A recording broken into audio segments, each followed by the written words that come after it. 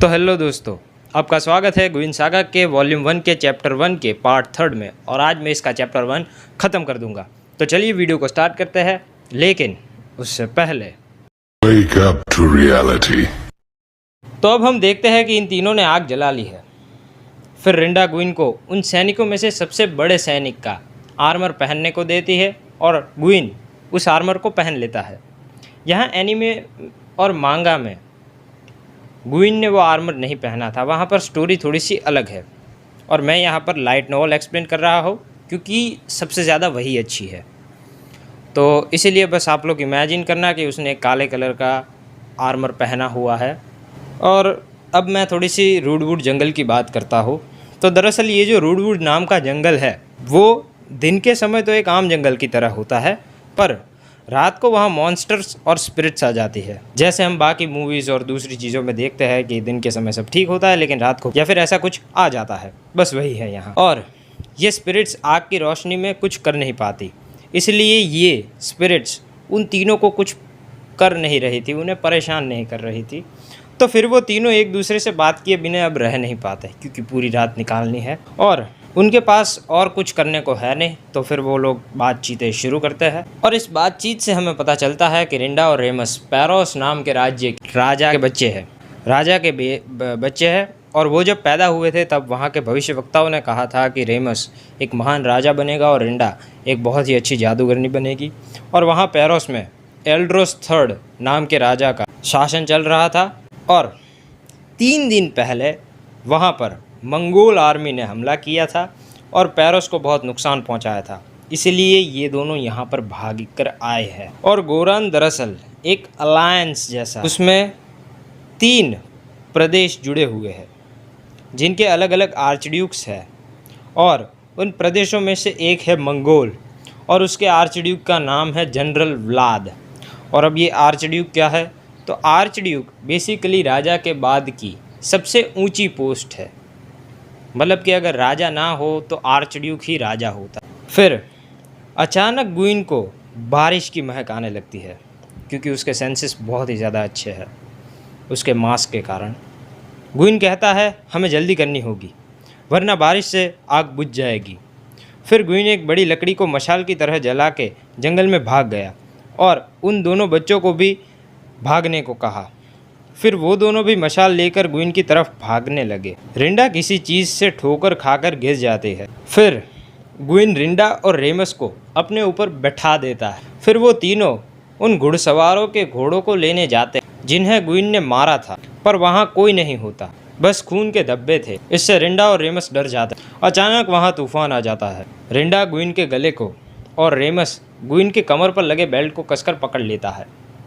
वहाँ उन तीनों की तरफ ऐसी ऐसी भयानक चीज़ें आ रही थी कि तुम सोच भी नहीं सकते। जैसे कि उनके ऊपर एक उड़ता हुआ सिर आता है, पीले रंग का, बड़े नुकीले दांत, और उसके सिर से रीढ़ की हड्डी जुड़ी हुई थी, उससे खून बह रहा था, बहुत गर्म खून। मतलब सोचो एक बार कि बजर्क इस गुइन सागा से इंस्पायर्ड हुआ है। तो फिर यहाँ पर मतलब कितनी चीज़ें इंटेंस गई होगी। मैंने यहाँ पर ज़्यादा एक्सप्लेन नहीं किया, लेकिन गुइन सबको काट रहा था, सबको मार रहा था, खून वून मतलब बहुत ज़्यादा। तो इसकी फ़ोटो मुझे नहीं मिली क्योंकि यह लाइट नॉवल है, तो इमेजिन कर लेना।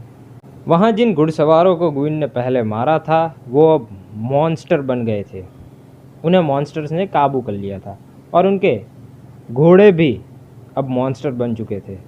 गुइन उन सबको अपनी तलवार से मार रहा था, हर एक को वो काटे जा रहा था। फिर वहाँ अचानक से बारिश शुरू हो जाती है और थोड़ी देर बाद वहाँ कुछ सैनिक स्टेफलोस्किप से आ गए क्योंकि उनके कुछ सैनिक आए थे पहले और वो वापस नहीं गए। तो फिर उनके लिए उन्होंने खोजी दल भेजा स्टेफलोस से और उन पर भी भूतों ने हमला कर दिया और उन सैनिकों को उन तीनों ने देख लिया। उन सब घुड़सवारों को वो भूत मार देते हैं जो अभी अभी आए थे। उन तीनों के पास बस एक ही मशाल बची थी क्योंकि 2 बारिश के कारण बुझ गई थी। गुइन उस मशाल को जंगल की झाड़ियों में डाल देता है जिससे जंगल का एक अच्छा खासा हिस्सा जल जाता है।